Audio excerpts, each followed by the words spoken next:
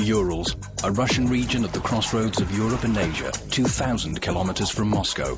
Many see it as a territory of enigmas and unsolved mysteries. It's known as Russia's Twilight Zone. Each year, thousands of UFO hunters and scores of scientists come here to take a closer look at unexplained phenomena. But what can explain the frequent occurrence of paranormal activity in this region? What are these UFOs, and where, exactly, are they coming from?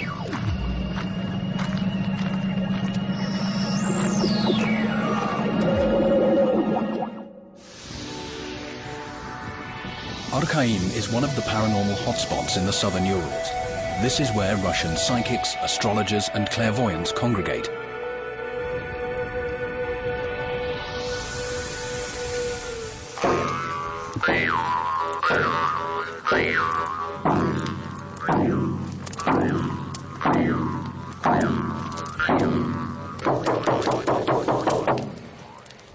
Each evening, some visitors to Arkaím perform magic rituals symbolizing human reincarnation. The people sitting by the campfire are supposed to throw their old clothes into the flames. Cast all your fears, aggression and ailments onto these things and throw them into the fire.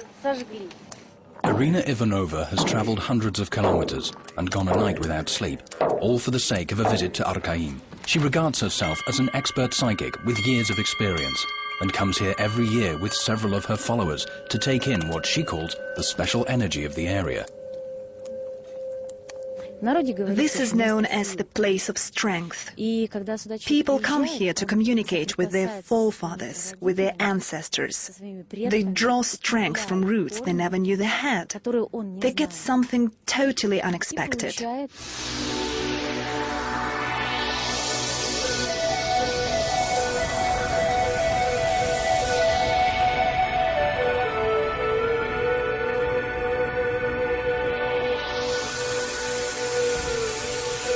Arkaím has an unusual history.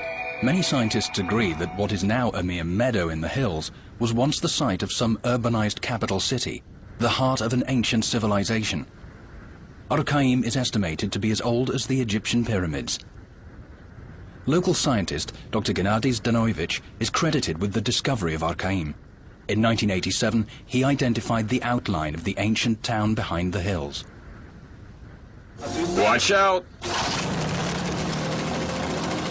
Today, only its circular outline remains, but it can be seen from a bird's-eye view. Arkaím was laid out in the form of a circle. If you look from above, you can see there are two overlapping rings. Scientists believe that the city was built as a reconstruction of the universe.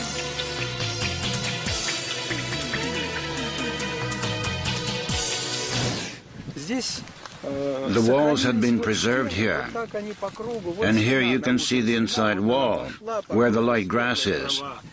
It's a defensive wall, and here you can see a hopper-shaped hollow, but it's a fake. Enemies were enticed into the walls and pelted with stones and tar. 4,000 years ago, people moved to the area, building thick walls, mysterious towns, and solar observatories. Little is left of Arkaím. Its tall walls and towers were destroyed a long time ago, and the town was ruined by fires, floods, winds, and time itself. Guys, look here. It's a pot. And it's a cross at the bottom.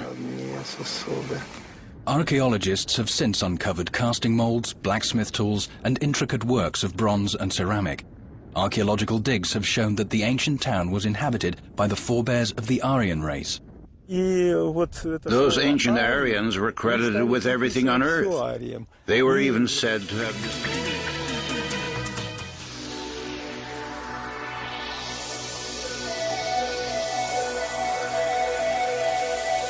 The ancient town of Arkaím was founded 4,000 years ago in Russia's southern Urals. According to some estimates, it's as old as the Egyptian pyramids. Today, only the contours of the town remain. But Dr. Gennady Zdanoevich, the local scientist who discovered Arkaím, has no difficulty finding his bearings. The entrance from the north is more or less identifiable. Entrances from the south and from the east were less obvious, but they were secret entrances leading to underground labyrinths. Strangers had no access to this fortress. Archaeologists have been digging on the site for over 20 years. In summertime, local college undergraduates, including students of Dr. Zdanojevic, work as volunteers under the guidance of professionals. Guys, look, it's a bone. I think it's a rib. No, it looks more like a hip bone. Ivan has been here many times before. He'll soon write a scientific paper about Arkaím. On the one hand, here I become aware of the fact that man is part of nature. On the other hand, when I cut into all those cultural layers, I clearly realize that man stands apart because he changes nature to suit his needs. Tourists from all over the world have arrived at where the ancient town once stood. Here used to be a street. It has a wooden covering. People might move freely here. Most of the visitors to Arkaím don't care much about historical research. They're attracted instead by the mystical atmosphere generated by over 20 years of excavation work. Let's go to Mount Love. We have some business to attend to, a bit of sorcery. Enough for now. It's summer. Time for love. People with supposed psychic powers and fans of the paranormal have named each of the hills surrounding the ancient landmark. One of them is called Mount Love, another Mount Shamanka, which derives from a Russian word meaning to practice witchcraft. The campers start each morning with energizing exercises. Those with psychic skills and bioenergetics experts tell people how to heal themselves. Our hands are our healers. They can do anything. They are the main channels healing deep-seated ailments. You can easily suppress headaches using this energy. This is what you do, as if you were combing your hair. After the energy-generating exercises, Irina Ivanova, who believes herself to be psychic, measures the growth of the volunteers' so-called biofields, along with her husband. They use special frames to do it. Healers say they move in harmony with the person's energy. This is the edge of the person's biofield. Sometimes the frame's pinpointed, sometimes they move toward each other, and sometimes they interplay.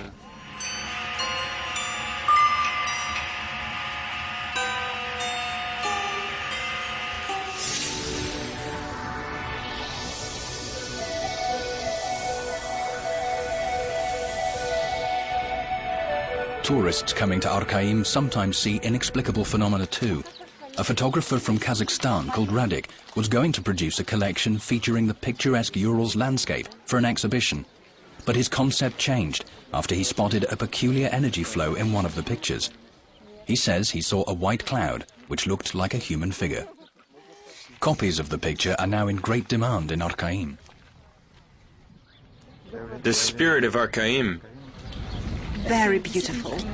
So nice, looks like wings. Right. Somebody has even detected a human face. The picture was taken near this hill. It's popularly known as Mount Penance. Nikolai Selivanov, a pensioner, comes here every year. Initially, he brought his children. The newcomers are his grandchildren. Nikolai says Arkaím gives him new strength. I feel the place creates an aura around me. I also feel relaxed here, like my soul is at peace with me.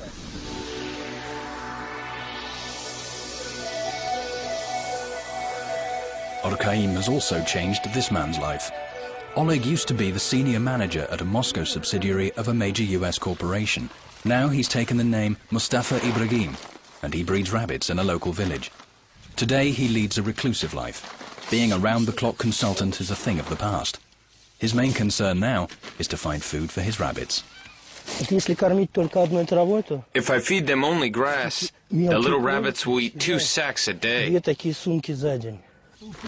Mustafa says that when he felt the powerful effect of the energy coming from these places, he quit his job and sold his Moscow apartment. He then bought this village hut a few kilometers from Arkaím, a place surrounded by legend. He was used to talking with people all day long, but now his companions are only dogs and rabbits.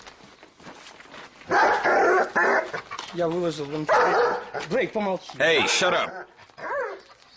These are my rabbits. When I'm going to feed them, they line up like this. First there's 5 white, then 1 red, then 4 black, and 2 gray at the end. It's so beautiful. There are only 200 households in the village of Put-Oktabria. Its nearest city is Magnitogorsk, but that's 150 kilometers away. In Soviet times, locals made their living on a collective farm. Well, now they have to make money elsewhere. Mustafa's neighbors are pensioners. They deliver milk to Arkaím. We live off our cattle. He runs a hotel business, and that's how he makes a living. There is nothing unusual in that. Mustafa regularly visits Arkaím, but more often than not, he helps people prepare before they go to the site of the ancient town. His house has been functioning as a mini hotel. The previous owner had decorated the guest rooms himself, in an Oriental style.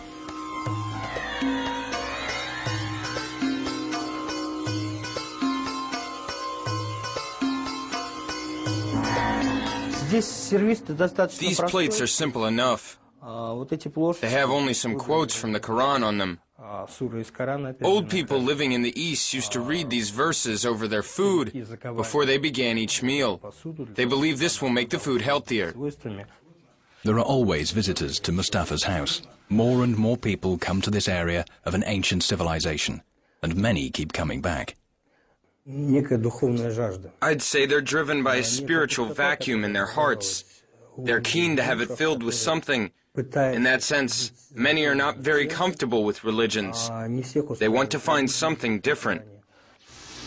Mustafa expects another group of visitors at his house tonight, because mystery forever attracts people to the Urals.